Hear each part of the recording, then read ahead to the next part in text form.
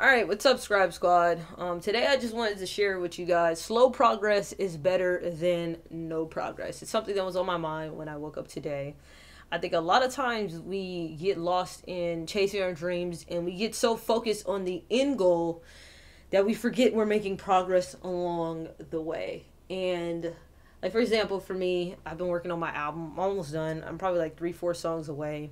And it's just like sometimes it can be so frustrating because you feel like you're almost there, but you're not there. And I had to remind myself, like, slow progress is better than no progress. Last night I finished another song on the album, so now I'm like 2 or 3 songs away, right?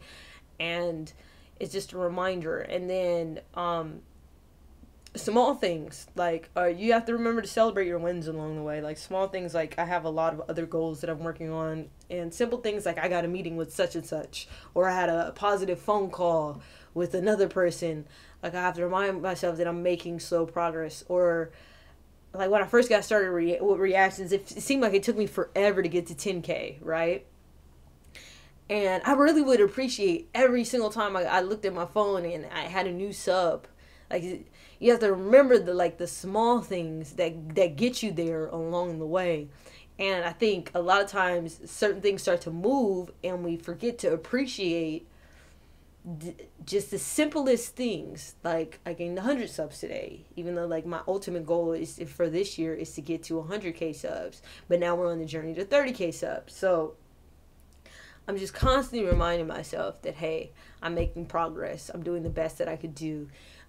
My mom used to always tell me, she said, if you do something, one thing towards your goal every single day, one thing towards your goal every day, eventually you're going to look up and you would have achieved your goals.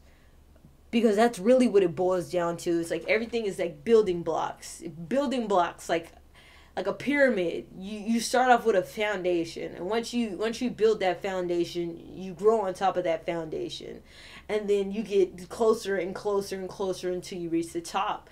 And so I always have to ask myself, like, what is this a foundation for? My mom always used to say that, you know, God puts you in the position to set you up for whatever it is that you're doing next. And so, prime example of that for me, I don't mean to get too preachy, is a while back, like years ago, I was working at Guitar Center, right? And I thought I was just working at Guitar Center just so I could, you know, just make some extra money. And in actuality, whether you believe in God or don't believe in God, it was preparing me for what it was, the knowledge that I was going to need to have when I started touring with my own music, right? And at Guitar Center, that's where I learned how to set up my in-ear monitors. I learned up how to set up mics. I learned frequencies, different frequencies, what mics are good, what mics are not good. And as I'm learning all this stuff, I think that I'm just learning these things because I'm trying to sell these products to the clients. And in actuality, I mean, less than 6 months later, I was going on tour and we were at small venues. And at some of these small venues, they have, you know, I don't like to call anybody boo-boo, but not the best engineers, right? They don't know what they're doing. And because I perform with in-ear monitors, it just helps me not to lose my voice and just have an overall better performance, right? A lot of these people didn't know how to set up in-ear monitors. So I literally ended up setting up my own in-ear monitors, my own microphone, linking all my cables together, and sound checking myself. And had I not worked at Guitar Center, I would not have been prepared for that on tour. I probably would have had a bad sound. And as a young touring artist, and when you're opening up for somebody else, the biggest thing about being on tour is gaining fans. And if you don't sound good, you're not going to get any fans from that because they're hearing you for the first time. So sound is like at a premium. I always take the sound check super duper serious.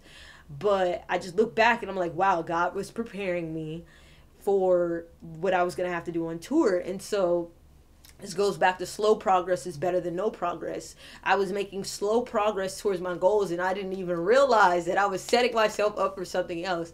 And so when I get frustrated about where I'm at right now in my career or in my life, whatever, if it's financial, career-wise, personal, whatever the goal it is that I have, I try to remind myself, man, I'm making slow progress today. And I don't know what this is a setup for. Maybe I'm being slowed down for a reason.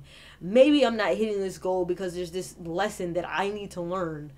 to set me up for where I'll be at 6 months from now or 8 months from now. And so now that I see how my life has worked, mind you, I'm not that old, but now that I see how my life has worked out, like, I could just go back to these moments. I go back to when I was in college and I was waiting on my video to be aired on 106 and Park. Mind you, they had already given me the green light, but I didn't have an air date. I was getting pushed back because at the time my favorite artist had dropped her first self-titled music video album, Beyonce. It was an initial visual album that she dropped, not the Lemonade one, the one before that. And everybody got pushed back on 106 and Park. And so I remember being just so restless. I literally couldn't sleep at night because the only thing that I was thinking about was 106 and Park, and 106 and Park, and 106 and Park, and 106 and Park. And I want to get aired on 106 and Park. I couldn't sleep. I was just so impatient about what was going on at the time. And it just seemed like just complete agony. And I mean, I literally would be in like pain because I was just anxiety about when was I going to get an air date? When was I going to get an air date? I was young though. I was literally like 18, 19 at the time. And so I look back at that moment and I was just like, now I see that as like, oh, God was getting me prepared for, I was going to need to have some patience. Because in the music industry, if you ain't got no patience, then bro, you finna be out. You gonna lose your mind. Because a lot of things are not up to you. A lot of times, I remember when I first started, there was this lady at this church, a lady at my church. She had a kid who was in the industry, who was doing commercials, doing a whole bunch of stuff, right? Like a young star, right? And she told me, she said, the best advice I can give you about the music industry is wait, and wait some more. And I've never forgotten that. Wait, and wait some more. Because that's literally what it is. It's just like, okay, you think you doing something, you moving, right? Boom, you got to wait on this. And then even when you get that, boom, you got to wait on the next thing. And wait some more. Now, obviously, I've always had my own hustle and my own grind. So I do it in my control. But there's a lot of things that are not in your control. So you in that wait some more. But while you're in your wait, and while you're waiting for things to happen, and while you're waiting for things to move, and if you're like me and you feel like you're not where you want to be, the message that I want to give you is this. Slow progress is better than no progress. It's better that you're moving towards your goals than not moving at all. Because there's a lot of people who have goals to do something and are not even putting anything into action to get there. They're not doing anything at all, or they can't do anything at all in order to get them towards your goals. So hopefully, I don't know, that made you feel a little better, because it made me feel a little better. But anyway, that was my rant of the day. Love you guys. See you next time.